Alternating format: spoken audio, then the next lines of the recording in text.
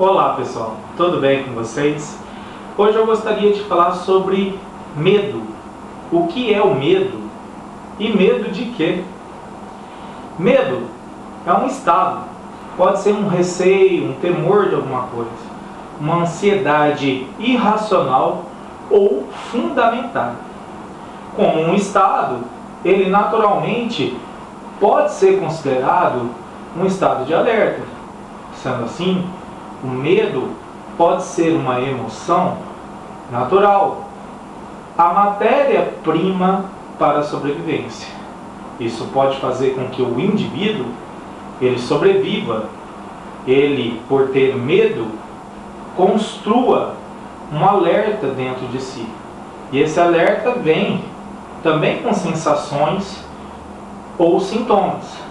Sensações de o coração estar acelerado, sensações de calafrio, contração dos músculos e também, em alguns casos, até a paralisia, fazendo com que haja uma evitação, uma esquiva ou uma fuga daquilo que se está com medo.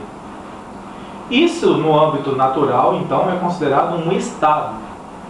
Mas, se fôssemos também mapear os diversos tipos de medo, inclusive aqueles que são criados pela nossa própria mente, nós vamos entrar no campo das neuroses, pois aonde há exageros, há uma neurose ou possibilidade neurótica.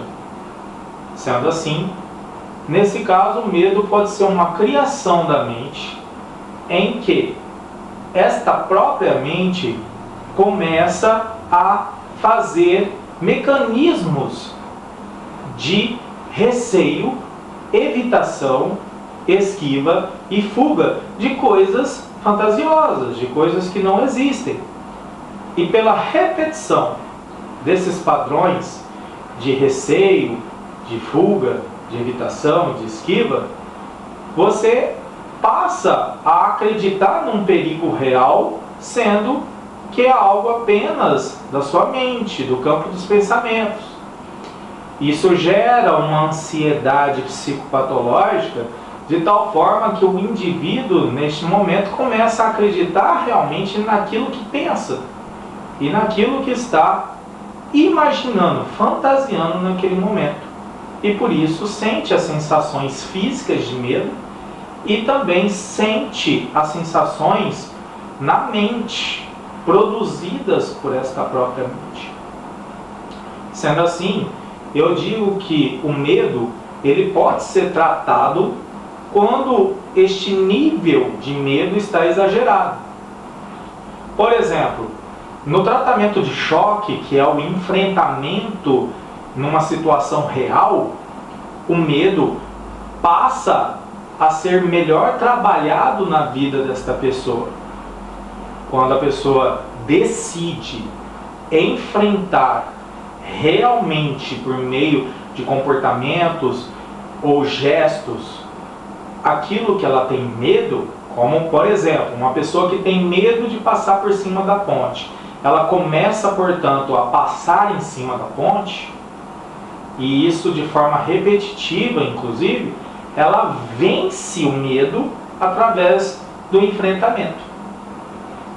Em outras possibilidades, além do enfrentamento real, pode acontecer um enfrentamento imaginário. No enfrentamento imaginário, a pessoa imagina a sua situação de medo, ou seja, aquilo que ela tem medo, e ela dramatiza essa situação. E nessa dramatização ela enfrenta o medo. O fato é que medo também gera sintomas. E esses sintomas têm níveis de ansiedade também que estão em exagero. Para isso, eu considero o protocolo Acalme-se, que é um protocolo adaptado pelo psicólogo Bernard Ranger, em que em 8 passos você trabalha a ansiedade de modo a lidar melhor com ela e assim vencê-la. No primeiro passo, diz: aceite a sua ansiedade. Nesse primeiro passo, aceitar a ansiedade é aceitar que as sensações, os próprios sintomas no corpo são naturais e são passageiras. Não necessariamente aquele quadro precisa piorar ou tem a obrigatoriedade de manifestar algo pior. Pelo contrário, a ansiedade, quando aceita como uma emoção natural dentro de nós, ela pode ser algo passageiro, algo que vai passar naturalmente, sem a necessidade de você supervalorizar os sintomas ou as sensações desconfortáveis que podem acontecer em fração de segundos, minutos ou até horas, dependendo da supervalorização daquela pessoa. No caso de aceitar, significa não resistir, não criar resistências, pois na criação de resistência, isso vai gerar conflito interno. Toda resistência gera conflito e, portanto, é muito mais inteligente, emocionalmente dizendo, você aceitar totalmente a ansiedade. No segundo passo do protocolo, contemple as coisas em sua volta. Contemplar as coisas em sua volta significa você colocar a tua atenção para fora do corpo, no momento em que você está sofrendo de ansiedade, no momento que você está passando por sintomas e sensações exageradas de ansiedade, inclusive o medo. Contemplar as coisas à minha volta significa colocar minha atenção para fora e assim despertar meu interesse sobre outras coisas e outras possibilidades. No terceiro passo do protocolo, haja com a sua ansiedade. Agir com a emoção da ansiedade significa eu desenvolver atividades, desenvolver válvulas de escape criadas ou até mesmo naturais.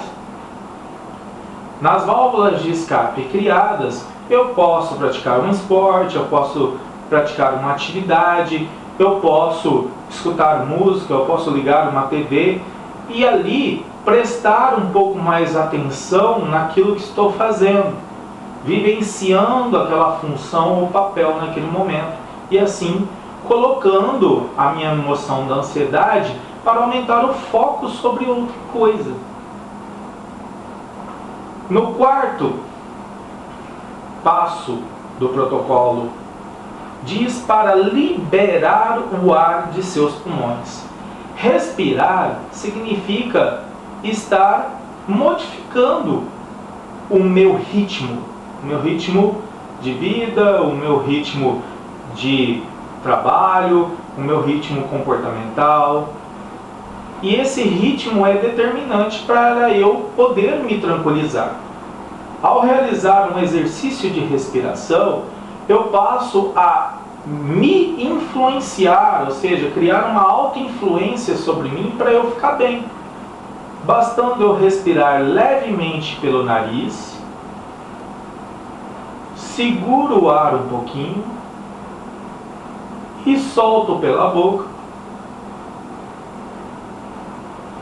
levemente, fazer este exercício. Um código válido para esse exercício é trabalhar o diafragma, em que ao respirar levemente pelo nariz, eu aumento o diafragma, seguro o ar um pouco e ao soltar pela boca, eu contraio o abdômen. E nesse movimento, eu vou modificando aquele ritmo mais acelerado, ansioso, para algo mais tranquilo e relaxante. No quinto passo, mantenha os passos anteriores. Ou seja, acredite no que você está fazendo. É importante manter crenças fortalecedoras em todo o processo que você está fazendo para você melhorar. No sexto passo, examine seus pensamentos. Sim, examinar significa observar, rever se há pensamentos muito intrusos ou persistentes sendo carregados desnecessariamente pela pessoa. Aquilo que a gente pode estar muito preocupado, aquilo que a gente pode estar sofrendo por antecipação, pode estar sendo carregado por muito tempo já. Então, desapegar. Como na psicologia as coisas são muito abstratas, às vezes a gente está muito apegado. A gente desapegar, a gente deixar ir aquilo que está nos fazendo mal. No 7º passo, sorria, você conseguiu. Ou seja, mantenha a alegria. Manter a alegria e o bom entusiasmo significa você também se automotivar. Porque não necessariamente eu preciso esperar que outras pessoas me motivem, mas eu posso também criar motivação e estímulo dentro de mim, mantendo boas emoções como a alegria ativas em mim e o interesse e as boas intenções naquilo que vou fazer. E o último passo, espere o futuro com aceitação, ou seja, o futuro ele não existe, ele está em movimento, ele está dinâmico. Então não adianta nada eu ficar muito ansioso ou sofrendo por antecipação ou fazendo hipóteses e cogitações que algo pior irá acontecer.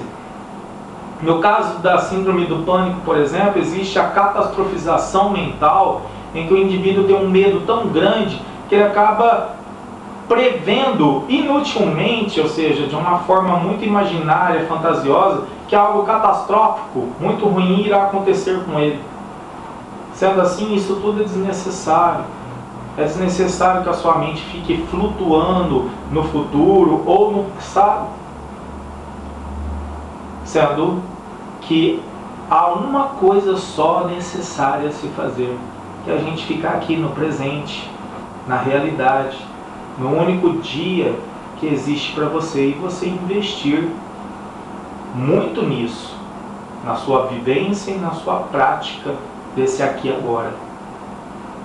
Também recomendo para você os estudos, os vídeos e também os comentários sobre medo, síndrome do pânico, depressão e outros assuntos correlacionados também com o psicólogo Dr. Olegário de Godoy. Ele tem um canal no YouTube, você digita lá no YouTube Dr. Olegário de Godoy, você vai encontrar vários vídeos também sobre este tema, sobre medo. E lembrando que medo é um estado, portanto, é a matéria-prima da sobrevivência e ele tem o seu lado bom. Em relação ao seu lado ruim, você deve enfrentar. Valeu, pessoal, muito obrigado e até a próxima.